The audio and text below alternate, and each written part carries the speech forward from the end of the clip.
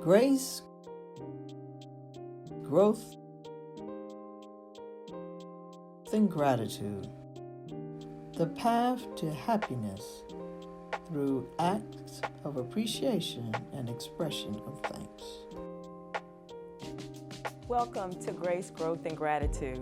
My name is Kenya Vance, and I am your host today. And I am with Dr. Blair Hall-Hayes to discuss grace, growth, and gratitude. Welcome, Blair. Thank you so much, Kenya. Good to see you. How have you been? It's been such a long time. Yeah, things are good. Been busy, obviously, writing a book and trying to get the word out there about the book. But, it's great to have a friend to share some of my thoughts about this with. Good. How's the family? How's the wife and 2 boys? Everybody's doing very well. Good. Busy as ever. Yeah, I bet they're growing. It's been such a long time since I've seen them. I know they were small, so I know they're getting very big now. They are huge. So 12 and 9. Right. And obviously my wife Serena's doing very well. Wonderful. So they're very excited about this conversation and obviously, as you know, big supporters of the book. And so I was laughing with my youngest the other day when I looked into his backpack and he had a copy of the book that he was bringing to school on that day. So I love they're big supporters and really happy that we're having this conversation. He's proud of his daddy. Yes. Well, again, thank you for being here. And we're going to get into the book. But before we do so, we want to first learn about you. So tell us a little bit about you and your background. Sure. So my background is in psychology. I'm trained as a social organizational psychologist. And the past 15, 20 years almost, I've been working as a diversity officer. And so working in the field of group dynamics and bringing people together. And so that's what's been the day job.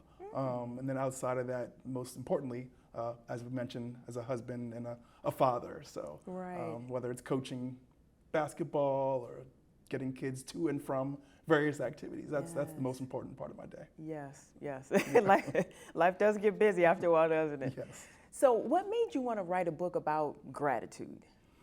So I think, as I mentioned, I had the day job and I spent most of my time working and supporting other people and thinking about the field of diversity. But there was another part of me that I was interested in sharing with the world. And so as we were going through various things over the past few years, whether it was during COVID or getting out of COVID, it became more important to think about the positive things we had going on in the world. And so I felt like a conversation about gratitude was something that I could impart into the world and share with others. And the more that I looked for gratitude in my own world, the more I was seeing it. And I felt like being able to share that might be able to help others also see gratitude in their day-to-day life, figure out how to be appreciative for things big and small that they were experiencing, and sometimes the things that we overlook.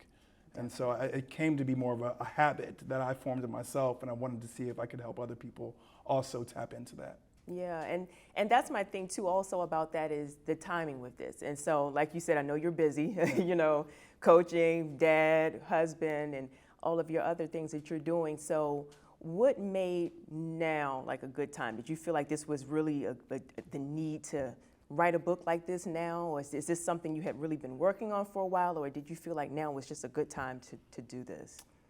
I always felt like we all have something to say and all have something to share with the world. Right. And I felt like I wasn't using my voice to its fullest capabilities. And I didn't know what I wanted to say, but I knew I wanted to say more. And so gratitude just came to me. It kind of found me in a way. And so I didn't know what it was going to be until I sat down and was thinking about what I was experiencing in my life. And it would be the smallest thing that I was thankful for in a day. And the more I honed in on it, the next day I was seeing other things that I was thankful for. And so the more that I was tapping into it, the more I just felt I was surrounded by gratitude. And I felt that was not coincidental. And I felt like if I could capture that and kind of bottle it in, for lack of a better word, there was something that I could share with others. And it's been a great journey and something that it's a fun thing to think about. And it's something that it's such a positive in my own world, and I think it's a positive that we all need to be embracing. And so that was my goal, to be, as I mentioned in the book, a gratitude guide and helping other people on their own journey of gratitude. Right. Well, you talked about just now the gratitude. How did you come up with the actual title of Grace, Growth, and Gratitude? In my head, I call it like the 3 Gs, but I really like the book. It's a powerful title, and how did you come up with that actual title for the book? So one of the things, as I was thinking about how to frame the book, I knew that there was a spiritual component to what I was experiencing as I was going through the gratitude. And so that's the grace piece to me. Gratitude is the action. How are you showing appreciation? And the growth is the personal development and the personal development that I felt like I needed, but also how to divide it up in different ways, to chunk it. And you know, one of the things that was really important to me was when I talk about the grace piece, because my grandmother's name, my maternal grandmother's name is Grace. And I never met her. She passed before I was born. Passed when my mother was very young. But in my own world, I was experiencing this grace every day. And I didn't know what it was and where it was coming from, but I always felt like I had this spirit, this support system that was guiding me. And so that was the grace that I was always feeling. And I knew that when I was putting together this book, that there was more to it beyond myself. And so grace was always going to be a part of the title. And the 3 G's kind of came together, obviously. You know, it's the growth, it's the grace, it's growth, and all of this is centered on gratitude. I love that. Okay. And so with that, the grace, growth, and the gratitude, the book is broken into the 3 sections. Of course, the grace section, the growth, and the gratitude. Can you give us like a brief overview of those sections of your book? Sure. So in the first section is the grace piece. And again, it's tapping into those spiritual elements of ourselves. But also going back to what I mentioned about my grandmother, it's about giving thanks for what our ancestors have instilled in us and have given us and have instilled in us, even whether we knew it or not, right? And just thinking about what would they say when they looked at us now. You know, there's a saying that says, you know, I am my ancestors' wildest dreams, right? And I know that those individuals who came before us would be amazed not only that, you know, that I wrote a book, but that I'm here sharing it with you, sharing it with the world, right. But also all the other things that we do in our day-to-day lives. And so the grace piece is really about tapping into the spiritual elements of ourselves, and giving thanks to those people in our lives who have guided us. The growth piece is the professional development and spiritual development, physical development, mental development, but what are we doing to further ourselves? As I mentioned, I think we all have more to share, Yes. And sometimes we get stuck.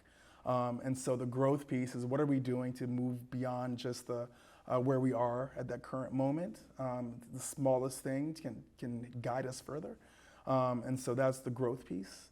And the gratitude is really just, was so thankful. And the way that I found opportunities to share my appreciation with others, trying to capture that, and again, guide other people on that journey of gratitude, was really what I was trying to do. And so that last part is really about me having an opportunity to give thanks to those around me, but also giving people the tools and skills to take their gratitude further as well. Well, I love the book because like what you were saying, it made me think about some of the things, actually, even when I was reading it, some of the things that you were saying in the book are things that, yes, we do know some of those things, but I feel like we forget. Right. You know, with the day-to-day life that we live, we get busy and sometimes we can get stuck, or sometimes we don't think to reflect on certain things, or we don't think about growing, to continuing to grow, or to stop and to give that gratitude and the reflection. So I think this book is just really a good tool to have to just remind us of like where we come from and where we need to aspire to be, and then also to give that gratitude along the way. So it was really a great read for me.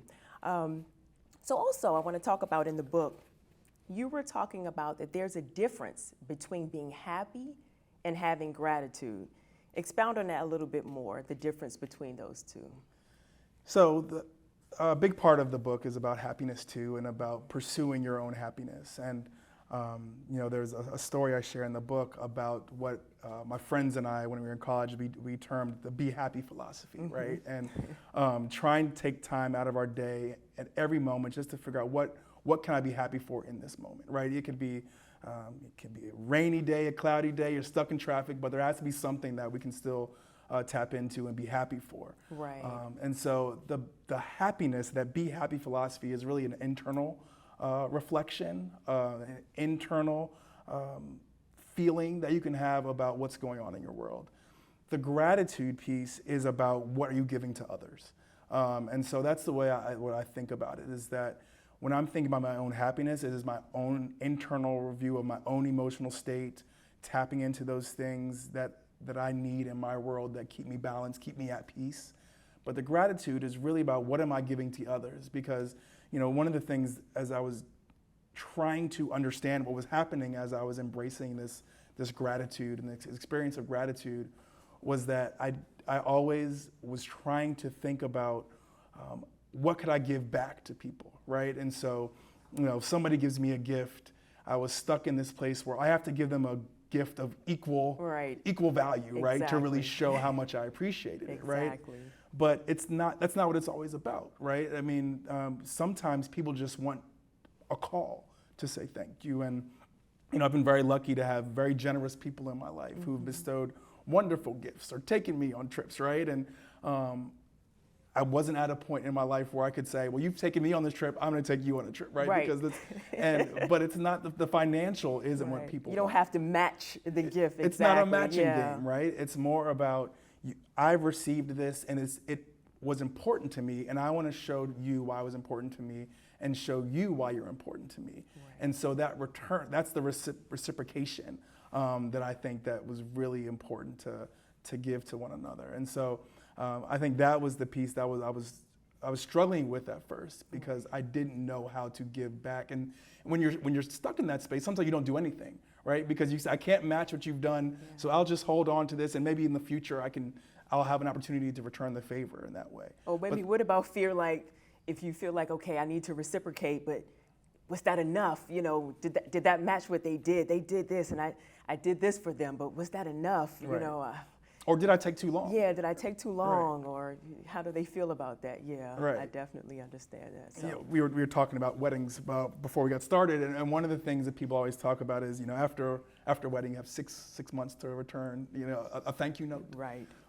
But sometimes people get to that 6 months like it's been too long. Right. Maybe I shouldn't even say anything now, because now it's embarrassing. Exactly. Hold that thought for one moment. We're going to come back and continue to talk about the thanks. We need to take a quick break. We'll be right back with Grace, Growth, and Gratitude. Thanking out loud. Thinking out loud. Thanking out loud.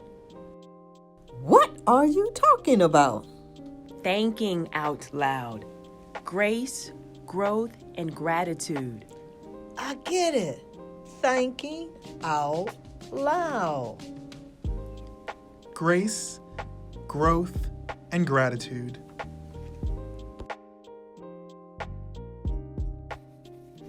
Welcome back to Grace, Growth, and Gratitude. My name is Kenya Vance, and I am here with Dr. Blair Hall Hayes.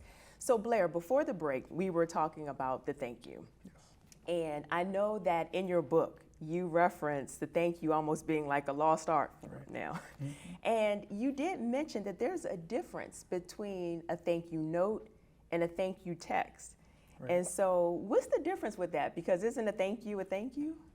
You would think so, but to me, a text message is very fleeting, but when you go to the mailbox and you have a thank you note that someone has taken the time to sit down and handwrite or type out, yes, put in an envelope, put in a stamp, and mail out to you. I mean, that is a certain amount of effort that someone is taking out of their day, more so than an emoji, right? Or a quick text that is gone in an instant. Right. But that thank you note, once again, you are excited to receive it, but it's sitting there in a physical form that you can come back to it. You are reminded of it when you go back to it the next day. And I think it is just the intentional act of giving gratitude in that way that is different. Not to say that a thank you text is not important or is not nice to receive as well, but I think it takes it to another level when we are taking that time and the physical act of giving somebody something in that way.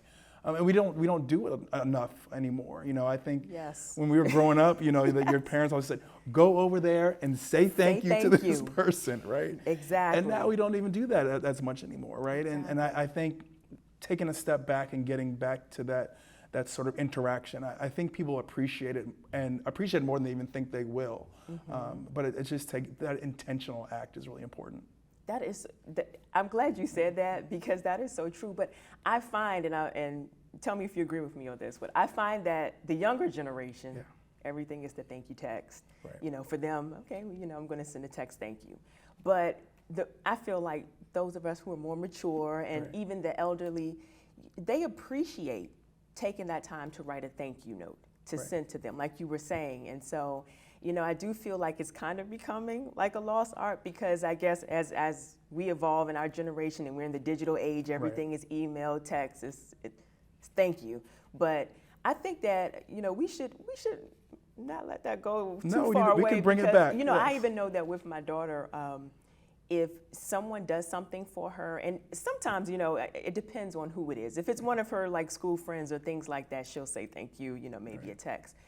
But if it's an adult, I make sure that she writes them a note. Right. Because I know how it's important, and it shows like you took the time to actually write me a note to say thank you. Right. So I'm actually glad that you did talk about that, because I feel like that's still very much important. Very much so. Very intentional also. Right. And getting the kids to stop sometimes and say, Yeah. at least give a call, right? Yeah. Call your aunt, call your grandmother, and give them the time to talk to them and tell them how they have influenced you or how they've impacted you by this gift that they've given to you Yes. or this thing they've done for you. Yes. And, you know, to pause, right? I think that's what we're also talking about. Yes. We're always in this fast-moving cycle, in this fast-moving world, that just pausing, either to write a thank you note or to call somebody and say thank you, people understand what that means. Yes. You know, because it means you are really taking the time out to give back to them, and that intentional act of gratitude is not lost. Yes, definitely. I agree with that 100%.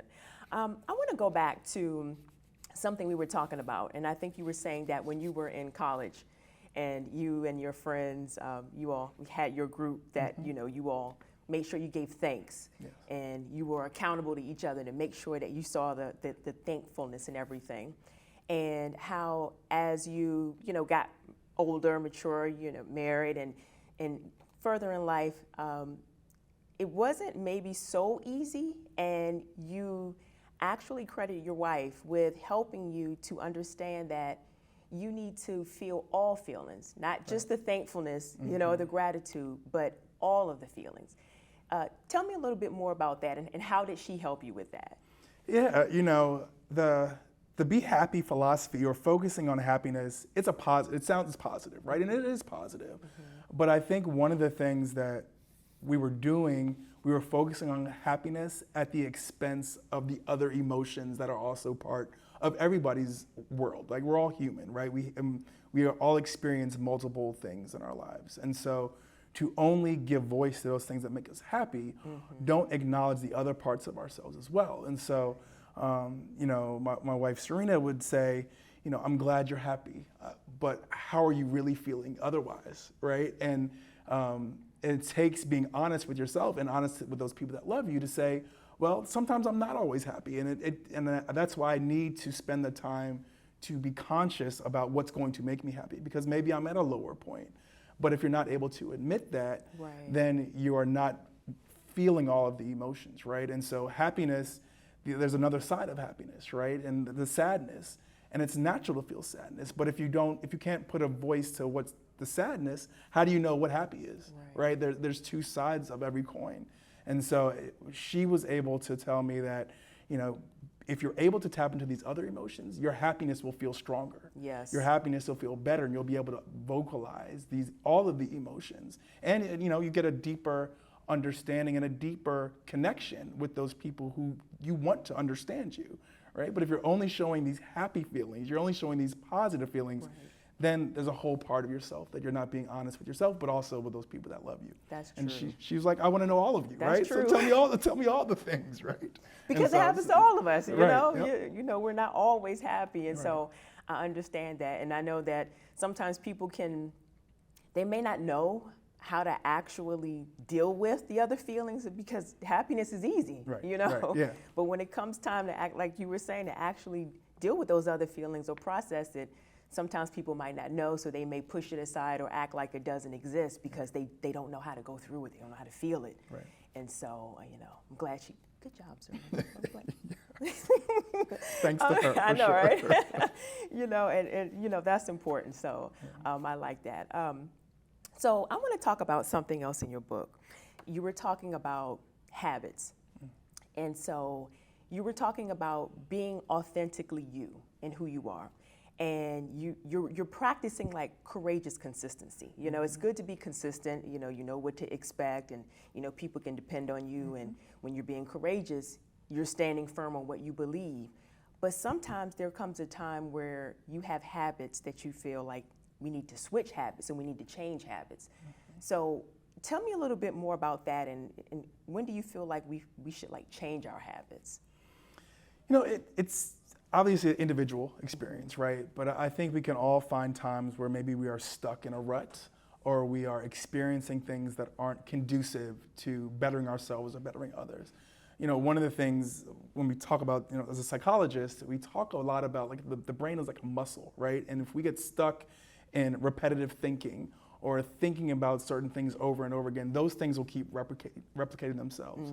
And so the courageous consistency, one, it's being courageous to ourselves, right? And taking the time to say, this is what I want to give to the world. This is what I want to think about, even the thoughts that I want to be focusing on. And I know one of the things that we'll talk about a little bit about is about the importance of kind of affirming those things to ourselves. Right. But taking the time to think about what are those thoughts that we're repeating? How do I break out of that negative cycle? How do I focus on those positive things that will serve me, right? And how do I get those things to become the habit that not only is beneficial for myself, but beneficial for those around me?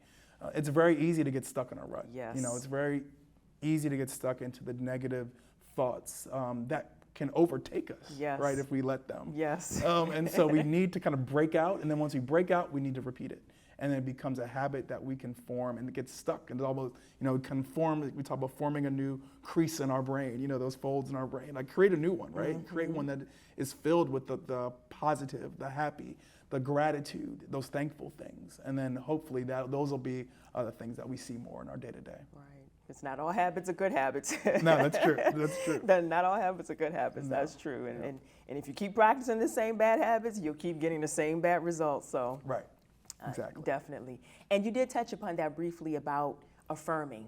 And I know that you were big on, having these positive affirmations that we say to ourselves. And do you have any positive affirmations that you would like to share with us? Or are there any personal ones that you use, or any that you'd like to share with us that we should be using? Sure. Yeah, I have many that I use depending on what's going on in my day or week or whatever it might be. One that I really like and that I use a lot is, what is meant for me won't miss me, right? And because oftentimes there are things that happen in our world that are out of our control, right? And you might be waiting for that job promotion, you might be waiting for a new job, you might be waiting for a new opportunity in your world, and it doesn't come. And when I tell myself what is meant for me won't miss me, that wasn't meant for me to be. That wasn't meant for me. Yes. But when the right thing comes, that's going to fulfill me and is going to be filling to my spirit, I'll receive it and it'll be there for me. And so, instead of being sad or down that the thing didn't happen the way that I initially thought, then I know that wasn't the right one, because the one that is right for me, that is going to be better for me and my family, is coming down the pipe. Another one that I like, and going to the gratitude, is I'm thankful for things that are yet to come, because I need to prepare myself to receive those things when they come, and thank the energy that's going to bring those things into my world. And both of those things are somewhat tied together, but it's about being thankful for the past, but also thankful for the future, because I know there's good things ahead. Wow, I should have had my pen. I feel like I wanted to write some of those down. So we're actually running low on time, but to close this out, what is it that you want the reader or the audience to glean from your book? What do you want the big takeaway to be from your book, Grace, Growth, and Gratitude? I hope that everyone, one, will take the time, as you said, to take a break from their day, reach out to someone who they haven't spoken to in a while, and say thank you. Thankful for being a part of my world, thankful for contributing to my life in some way. And I hope that they will continue just to find those things, both big and small, in their day-to-day lives that they can give thanks for. And I think that's a start. Yes, yes, that's very, very important. I definitely agree with you on that one. Well, Blair, I thank you so much for being with us here today to discuss your book. As I said, as I told you, I really do love the book. It has a lot of things in there that like a guide that helps you just throughout your life, throughout your day. And I know for myself, I have here a lot of, as you can see, I have a little dividers in here, and I have highlights and everything in there for me. And I know that it's been even a source for me for my day to day, just to remember to give that grace and that growth and that gratitude. So thank you so much again for being here. And I want to thank you all also for being here with us. And if you have a story that you would like to share or more information about today's story, or if you want to get more information about the book, send us an email to thankyou@thankingoutloud.com. Thank you for being here, and please remember to think out loud. Thank you so much, and join us next time for Grace, Growth, and Gratitude. And I've been your host, Kenya Vance.